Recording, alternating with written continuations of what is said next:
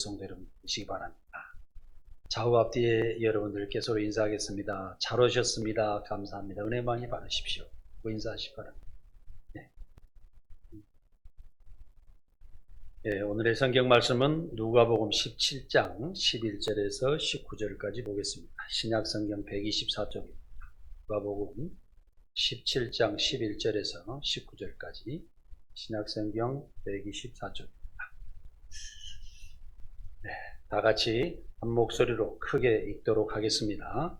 예수께서 예루살렘으로 가실 때에 사마리아와 갈릴리 사이로 지나가시다가 한 마을에 들어가시니 나병 환자 10명이 예수를 만나 멀리 있어서 소리 높여 이르되 예수 선생님이여 우리를 불쌍히 여기소서 하거늘 보시고 이르시되 가서 제사장들에게 너희 몸을 보이라 하셨더니 그들이 가다가 깨끗함을 받은지라.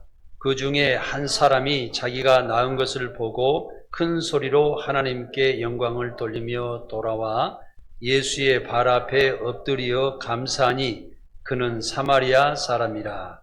예수께서 대답하여 이르시되 10사람이 다 깨끗함을 받지 아니하였느냐? 그 9은 어디 있느냐? 이 이방인 외에는 하나님께 영광을 돌리러 온 자가 없느냐 하시고 그에게 이르시되 일어나 가라 내 믿음이 너를 구원하였느니라 하시니라. 아멘. 여기에 나병 환자 10명이 있었는데 그들이 정말 천대받고 어디에서 자기 병을 자랑하지도 못하고 숨어서 살고 외딴 곳에 살다가 예수님께서 지나가시는 그런 소문을 듣고서 길가에 있어 있다가 주님이 지나가신 거고 큰 소리를 외쳐 주 예수여 우리를 구원해 주시옵소서 하고 외쳤다는 사실입니다. 그래서 예수님은 제사장에게 너희 몸을 보이라고 할 그때에 그 병이 다 나았는데 이 사람들이 주님의 말씀을 실천하면서 제사장에게 가는 길에 나았다 이렇게 기록되어 있습니다. 그런데 문제는 우리가 여기에서 병 나은 것은 나은 것이고 그 다음에 10사람 중에 한 사람만 와서 예수님께 감사하며 크게 소리치면서 감사했다는 이야 어떻게 내 몸에 이런 병이 나을 수 있다는 말입니다. 우리가 예수 그리스도를 만나는데 이렇게 기쁜 일이 일어났다는 이야기냐 하고 말씀을 했다니. 우리가 세상을 살아가면서 많은 것들이 해결되는 것도 많이 있습니다. 어쩐 때 돈을 많이 벌 수도 있고 또 어떤 문제가 해결될 수도 있고 어떤 육적인 일들이 해결되는데 사실은 그것으로 만족하고 살아서는 안 된다는 사실입니다. 오늘의 말씀은 우리의 문제, 영적인 치유를 어떻게 받을 것이냐. 우리가 일시적인 우리가 치유를 받고 문제 해결해서 떠날 것이 아니라 진정으로 내 일생에 가장 중요한 내 영혼이 구원받아서 하나님의 백성이 되고 하늘나라를 향해서 한 발짝 한 발짝 걸어나가는 것이 아주 귀중하다는 사실을 오늘은 여기서 말씀하고 있는 것입니다. 그래서 우리는 오늘 믿음으로 우리가 살아가며 또 감사함으로 살아가면서 우리가 완전한 구원에 이른다는 그런 생각으로 오늘 말씀드리겠습니다. 예수님을 믿고 살아가는 우리는 범사에 감사하면서 살아가야 합니다. 그러나 우리는 감사를 모르고 살아가고 있고 또한 내 생각, 내 기준에 의해서 살아가는 것이 사실입니다. 많은 사람이 감사보다도 쉽게 원망하고 작은 일에도 불평하고 살아가고 있다는 사실입니다. 심지어는 불평불만이 습관화되어 있어서 모든 일을 비판적으로 보는 사람도 있습니다. 우리 교회에서도 또한 제가 사업을 하면서도 보면은 교회를 비판하면서 또한 다른 사람의 지적을 많이 하면서 하는 사람들은 만족을 느끼지 못하고 어떤 사람들은 교회를 떠나가더라는 것입니다. 왜 그러냐면 우리 하나님을 믿고 우리가 살아가는 것은 내가 하나님의 말씀으로 은혜 받고 그 말씀으로 내 자신이 정화되고 새롭게 되어서 내가 빛의 삶을 살면서 내가 감사하는 삶을 살면서 나로부터서 내가 빛이 되어 다른 사람을 비춰주고 살아가야 되는 것이 우리가 기독교인들의 기본적인 신앙이라는 사실을 우리는 알아야 됩니다. 타인으로부터 덕을 받아서 타인으로부터 복이 오고 주택복권을 사서 추첨해서 우리가 한 키를 잡는 그런 식에서 삶은 저 불교나 이방인들이 하는 삶이라는 것입니다. 그래서 불공 드릴 때도 가서 절하면서 치주를 하면서 내 소원을 이루어지기를 바라는 거예요. 여러분들은 우리는 헌금을 드리면서도 교회에서 봉사하면서도 우리는 그 일을 봉사를 하고 헌금을 드려서 구원을 얻는 것이 아니라 내가 구원받은 그 사실을 감사하면서 기쁨으로 행하면서 우리는 구원받은 사실을 남에게 자랑하면서 사는 거예요. 완전히 다릅니다. 그래서 외적인 구원의 삶이 아니라 내 내적인 구원의 삶을 살아야 된다는 것입니다. 남은 잘못을 드러내기를 좋아하고 자신에게 문제는 전혀 없는 것처럼 다른 사람의 문제를 찾으며 지적하기를 좋아하면 안 된다는 것입니다. 마태복음 7장에 비판하지 말라고 하였습니다. 또 내 눈 속에 있는 들보를 깨닫지 못하느냐고 예수님께서 지적하시며 내 눈 속에 들보를 먼저 빼어내라 하고 말씀하고 계십니다. 신앙이란 깨끗한 마음과 밝고 맑은 눈과 올바른 판단으로 살아가는 것이 신앙이신지, 나는 아무렇게나 살아가면서 외적인 복이 오고 내가 잘 되기를 바라는 그런 신앙이 아니라는 것입니다. 구원받은 성도의 삶이란 항상 감사하면서 살아야 합니다. 세상 사람들은 불평과 원망하면서 살더라도 그리스도인들은 항상 내 영혼의 구원에 감사함으로 기쁨으로 소망으로 살아야 한다는 사실입니다.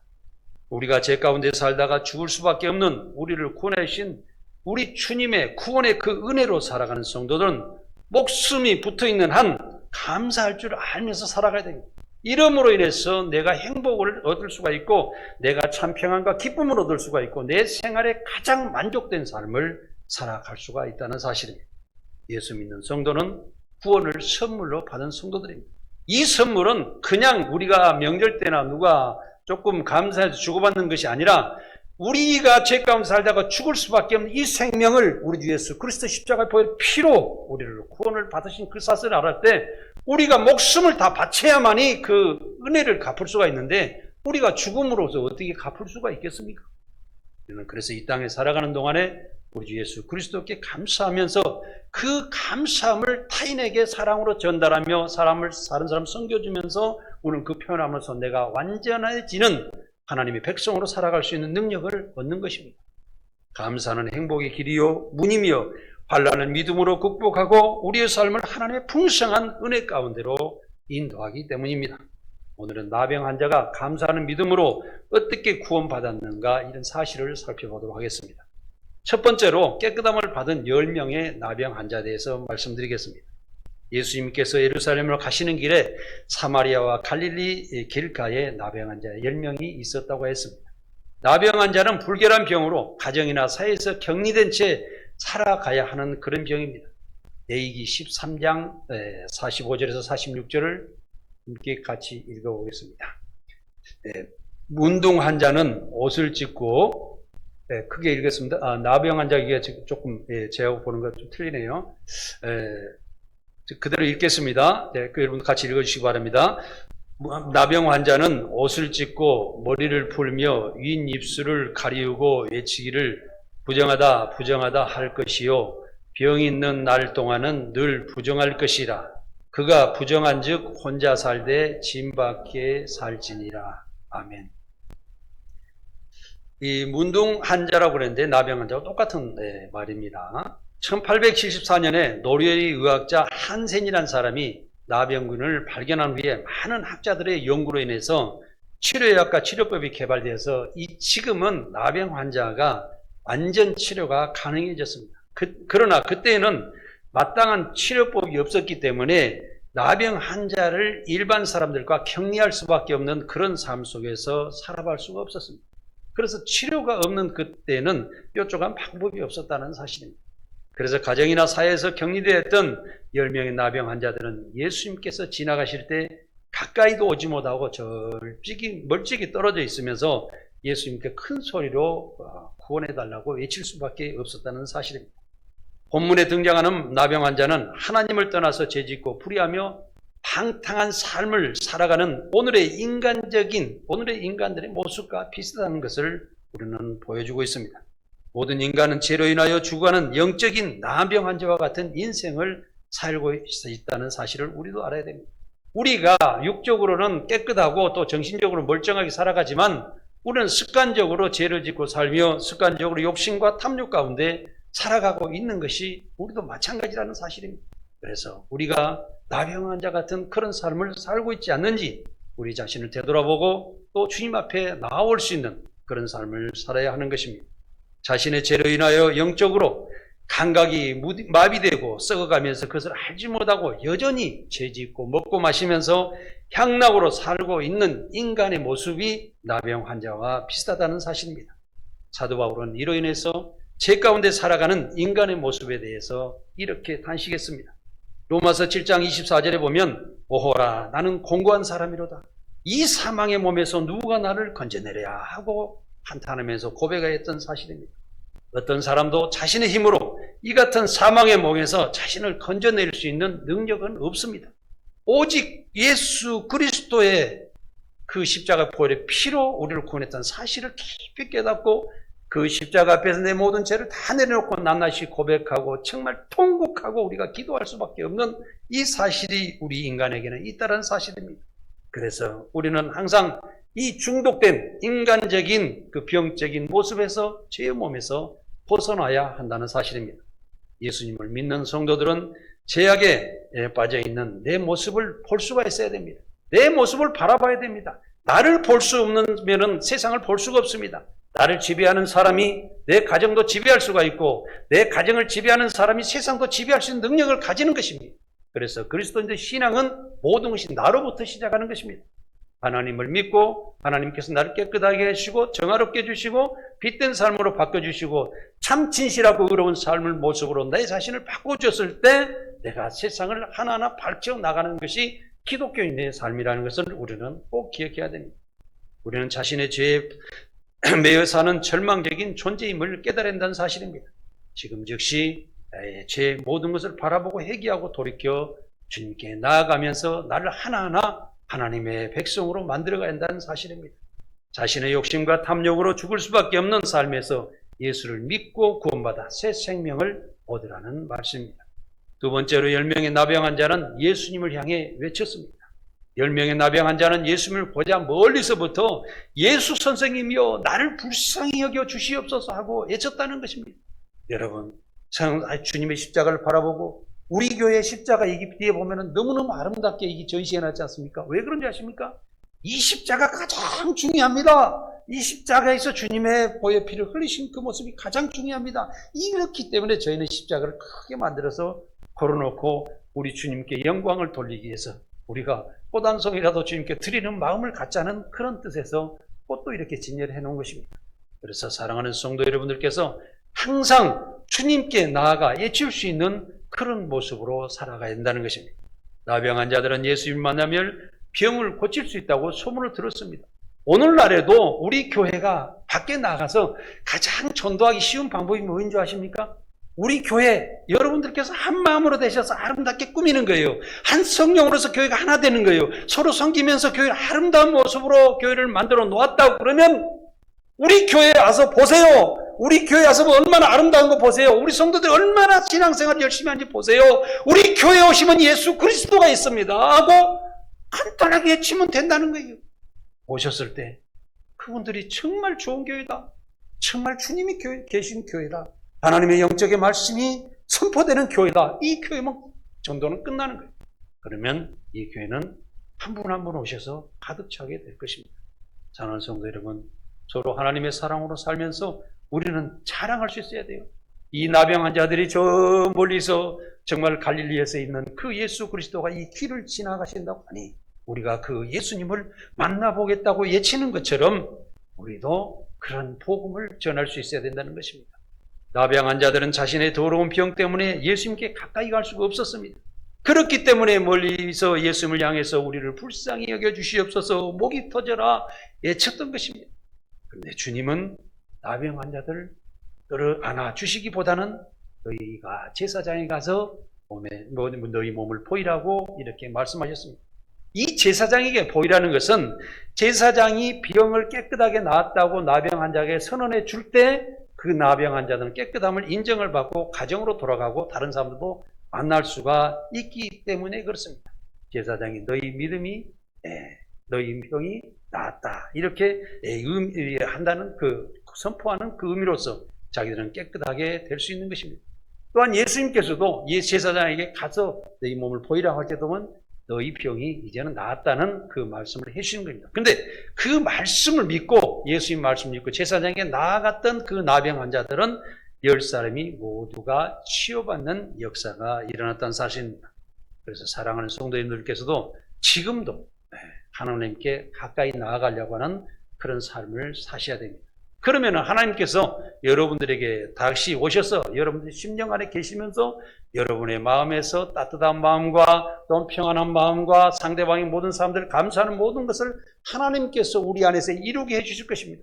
그러므로 인해서 나는 의로운 사람이 되고, 나는 평안한 사람이 되고, 나는 기쁨의 사람이 되고, 저 천국의 소망을 가지고 미래에 행복하게 살아갈 수 있는 능력을 향해 나갈 수 있다는 사실입니다.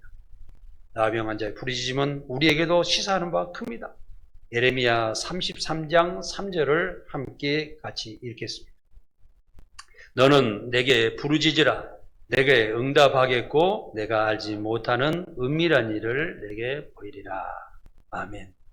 예수님께 간절한 기도로 지금도 부르짖으면 어떤 일이 일어날까요? 우리는 많은 역사가 일어납니다. 정말로 여러분들께서 기도를 하시는데 좀 흉 좀 볼랍니다. 기도를 하신다는데 맨날 기도하시라고 그러면 못한대요, 그래요. 아니, 기도가 뭐가 어렵습니까? 지금 사정, 주님 나 아파요. 그러면 아프다 하면 되는 거예요. 예.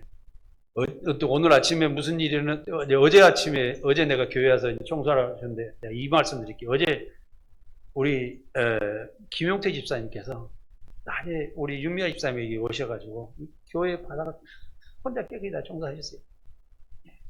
그런 마음이 가셨는데, 그때 우리 호인이도 같이 왔거든요. 호인이가 저보자 뭐다 하는지 아세요? 깎으러 앉는 거예요, 갑자기 이 녀석이요. 깎으러 앉더만 제 볼에다가 뽀뽀를 확 하는 거예요. 이야, 어떻게 우리 호인이 사랑이 나에게까지 미치냐, 이런 생각하니까 너무 감동적이었어요. 네. 그리고 오늘 아침에 와서는 또 뭐라 하는지 아세요? 장로님, 저 목이 아파요. 그러니까 어디, 있는데 이렇게 만지는 거라서 목을 막 주물러 주면서 잠깐 기도해 줬거든요. 야, 우리 호인이가 이렇게 변화가 돼요. 무슨 말씀 드리냐면, 우리가 가까이 하나님을 사랑하듯이 지극히 작은 자에게 나게 한 것이라는 그 생각을 가지시고, 호인이 어루만져 주시고, 호인이 잘 있었니? 악수해 주시고, 좋은 말씀 한 말씀 해줄 때, 우리 호인이는 점점 더 좋은 사람으로, 더 나은 사람이 바뀌리라 믿습니다. 하나님의 사랑이 여기에 있는 것입니다. 지극히 작은 자에게.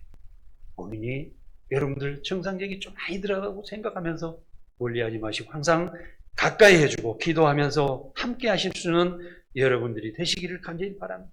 이와 같이 예수님께 우리가 부르짖고 솔직하게 내 자신을 표현하는 것이 기도입니다. 하나님, 저 부족합니다. 연약합니다. 내 모습 이대로 받아주시옵소서. 나는 이런 사람입니다. 저는 그런데 부족하지만 주님과 함께 하기를 간절히 원합니다고 기도하시라는 거죠. 이때 하나님께서는 우리에게 마음을 열어주시고 입술도 열어주시고 기도할 수 있는 능력도 주실 줄 믿습니다.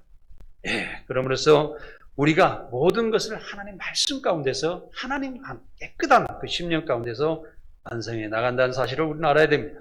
예수님 우리가 간절히 부르짖으며 계속 기도하며 하나님께 기도하면은 응답하시고 놀라운 일, 기적을 우리 안에서 하나하나 완성해 주시고 이루어 주신다는 사실입니다.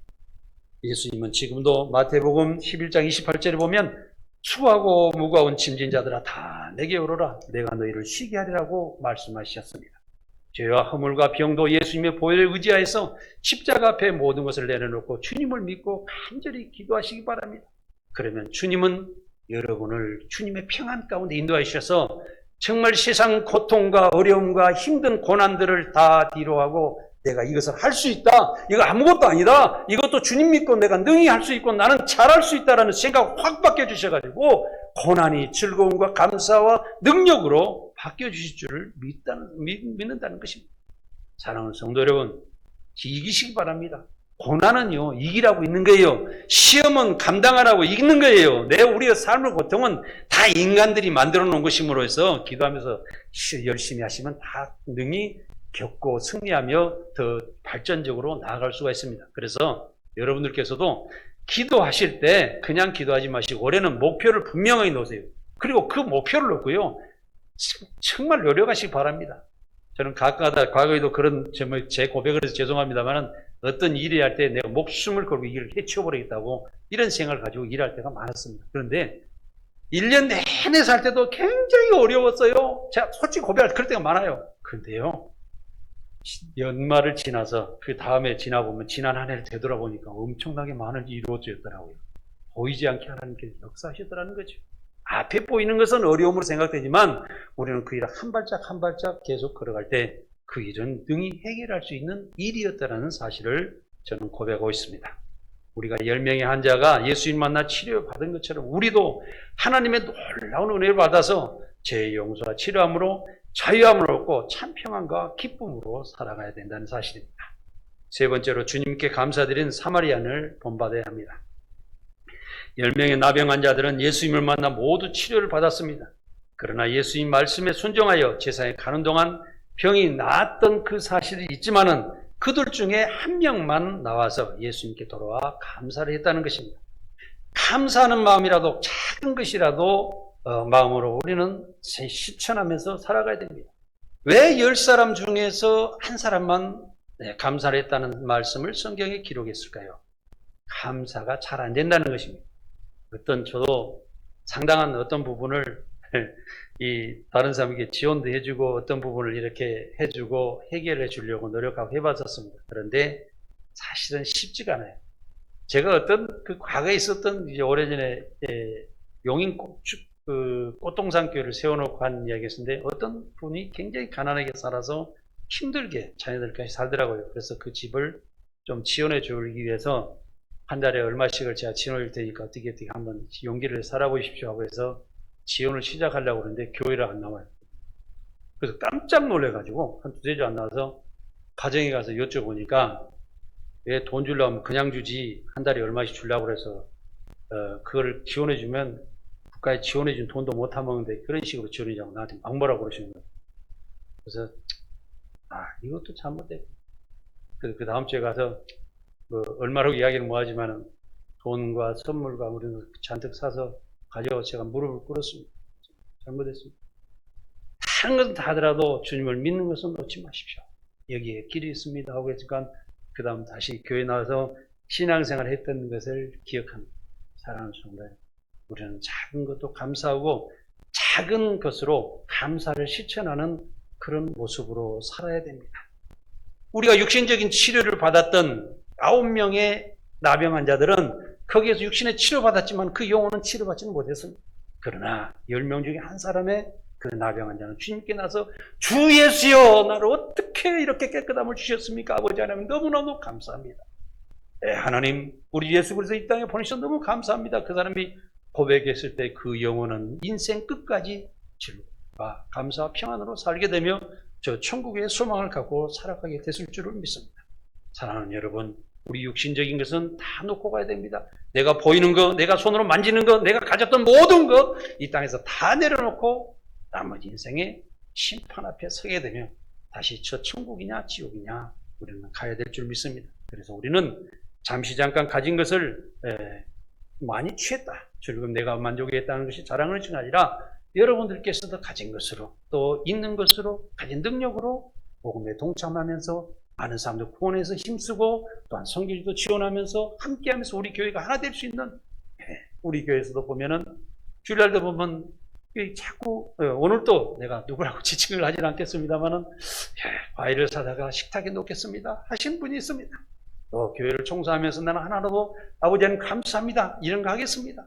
또 어제도 이게 바닥은 우리 김용태 집사님 다 닦으셨는데 우리 최문희 원사님과 또 박웅일 장로님 나오셔서 이렇게 교회 나오셔서 어쩐지 하시니까 의자하고 다 닦고 가셨어요.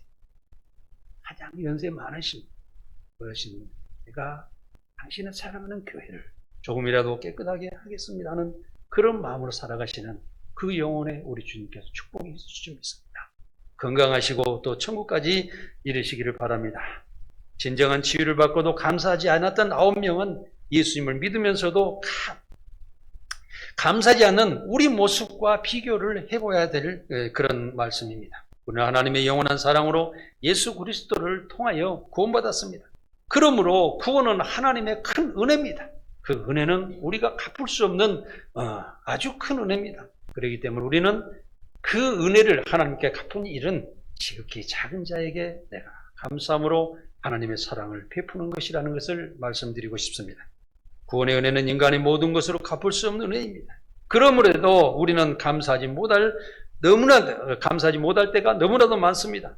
그래서 감사보다도 조금만 어려워도 불평하고 원망하고 섭섭해하는 우리 자신들을 되돌아보고 사마리아인처럼 항상 우리가 감사할 수 있는 그런 능력의 삶을 살아가시라는 말씀을 드리고 싶습니다.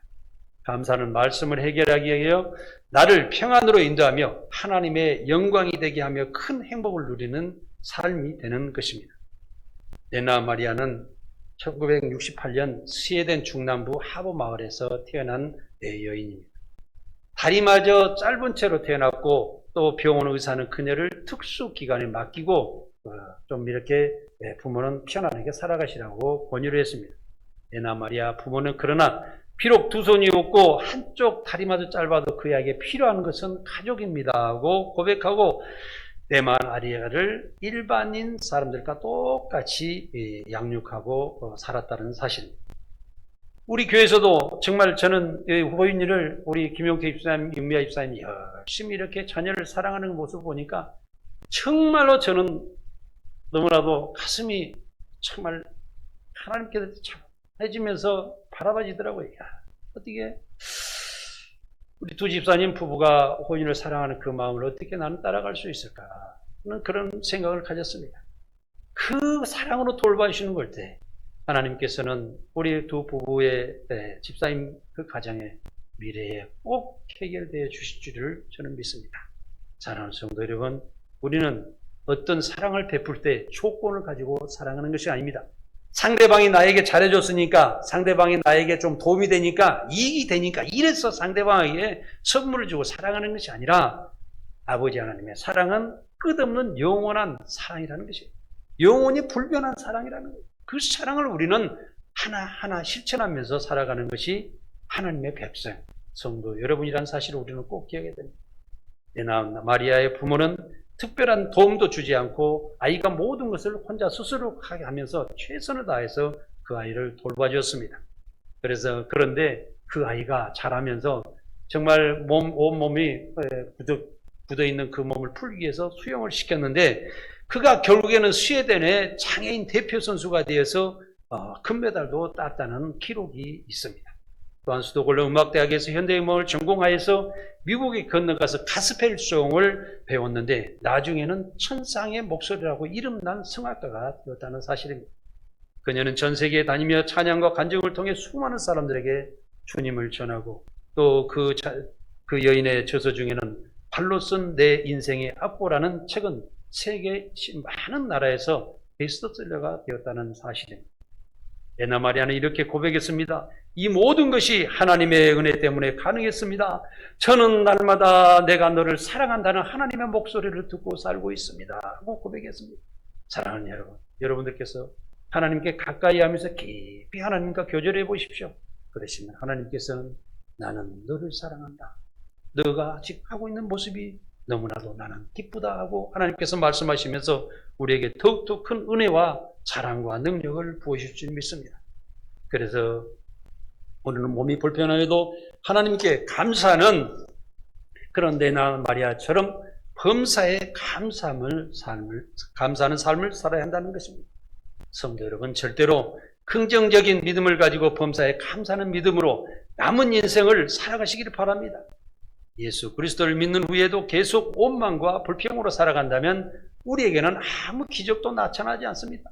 신앙생활을 열심히 했는데도 왜 내 삶은 이렇게 강팍할까? 내 마음은 항상 불안할까? 내가 모든 것이 다른 사람과 다툼게 살아갈까? 왜 이렇게 내 주변에는 해결되는 것이 짜증만 나며 살아갈까? 이 신앙생활에도 이런 모습으로 살아간단 말이에요.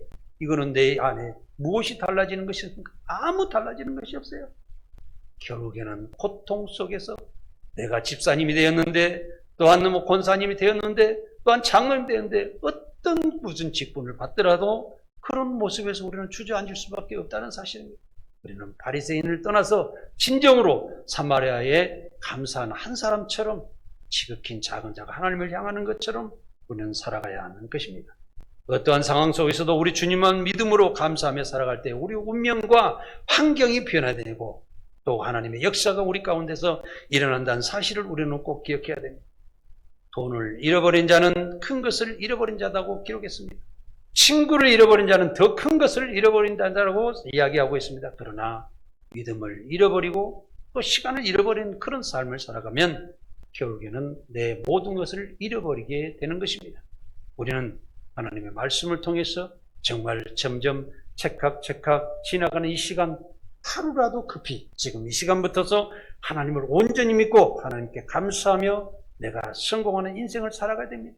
내 믿음이 더욱더 강해지도록, 내 믿음이 하나님께 영광이 돌리도록, 내 믿음이 세상의 빛으로 나타나기를 간절히 원하며 그 믿음을 실천해야 된다는 것입니다.